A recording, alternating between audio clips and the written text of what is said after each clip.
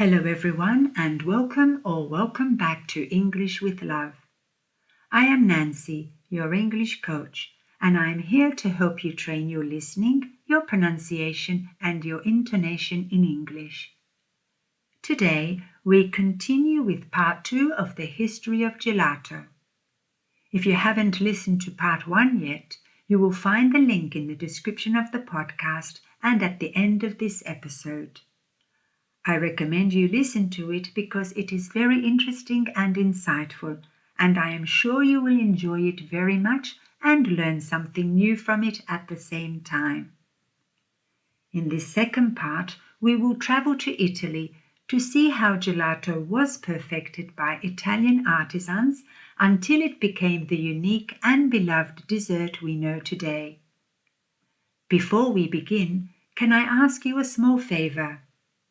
Please subscribe to my channel so you can receive notifications of future episodes and help me grow this project. My lessons are not designed to explain everything about a topic.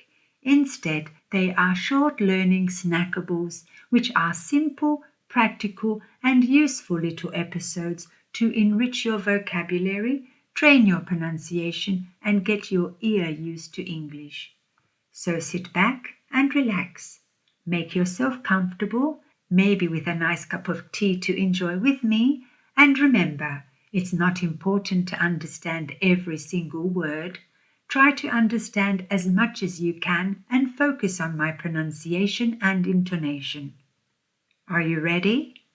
Okay then, let's begin. In part 1 of our 2-part special on the history of gelato, we explored the fascinating world of frozen desserts in Persia. We spoke about one of the world's first known ice creams called bastani and other treats like falude and sharbat, which paved the way for the invention of Italian gelato. We also discovered the ingenious yakhshal, the world's first freezer. Today, we continue our journey to see how these frozen delights made their way to Italy and became the gelato we know and love. By the end of the 15th century, frozen desserts began appearing in Italy. Skilled cooks from Sicily and other Mediterranean regions, influenced also by Arab culinary traditions, introduced these recipes into the Italian courts in Florence and Venice.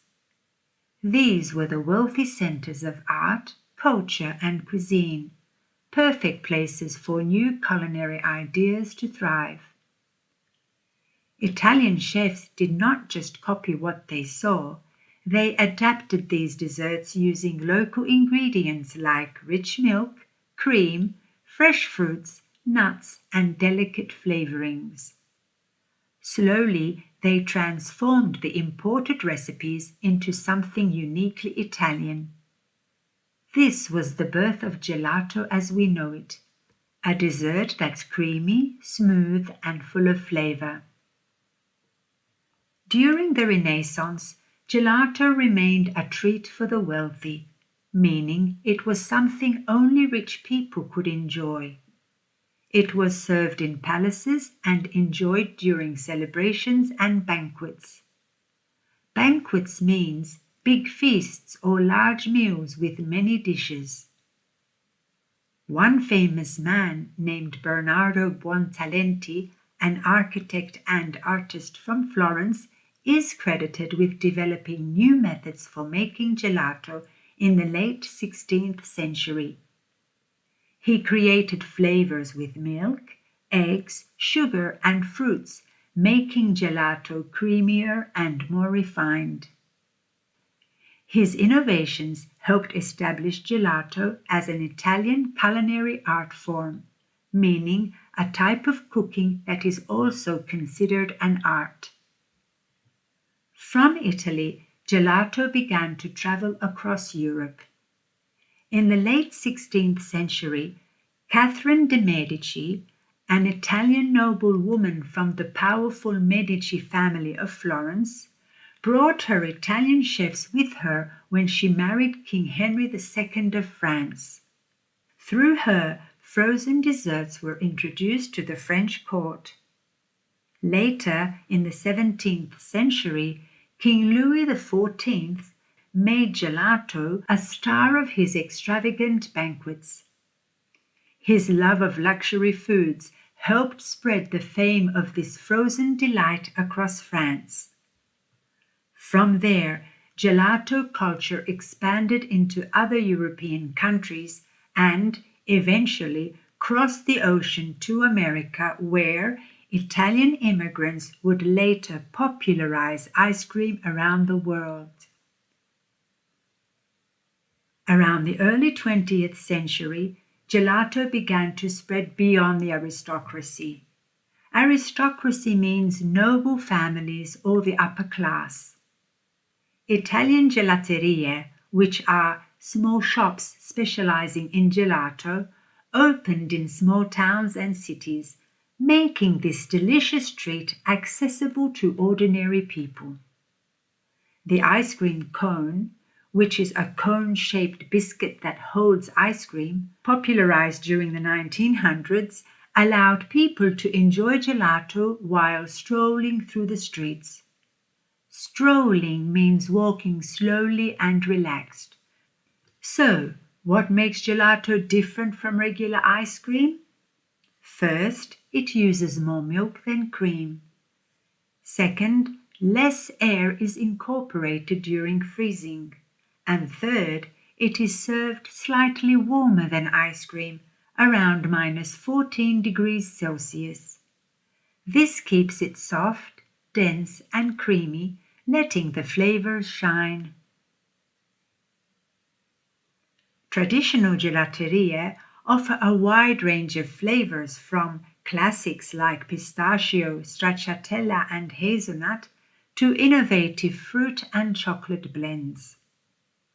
Today, gelato is more than just a dessert. It is a symbol of Italian culture and identity, a sweet reminder of history, innovation, and craftsmanship. Craftsmanship means skill and care in making something by hand. Walking down the streets of big cities like Florence, Rome, or Venice, or even in very small towns and villages with a gelato in hand, is a simple pleasure that connects us to centuries of culinary tradition. Gelato is enjoyed all year round, but it was originally born as a summer treat. In summer especially, you can see people all over Italy waiting in line for their favorite flavor, eating it on a cone and enjoying it with family or friends. The colors, the smell, the taste, all of it makes summer in Italy truly unique. So, from the Persian deserts to Renaissance Italy, gelato tells a story of cultural exchange, innovation, and delight. And the next time you enjoy a creamy scoop, remember you are tasting thousands of years of history perfected by Italian hands. And here we are, my friends. We have reached the end of our episode. This concludes our short 2-part series on the history of gelato. We traveled from its ancient roots in Persia all the way to Italy, where artisans transformed it into the gelato we enjoy today. Of course, I can't tell you every detail in such a short lesson, but that's just the idea. These episodes are designed as small, light, but useful lessons. They give you a summary of the topic while helping you train your pronunciation, your intonation, and expand your vocabulary. If you enjoyed this lesson, please subscribe to my channel, leave a like, and share it with anyone who wants to improve their English. Thank you so much for joining me here today. Until next time, I send you all my love.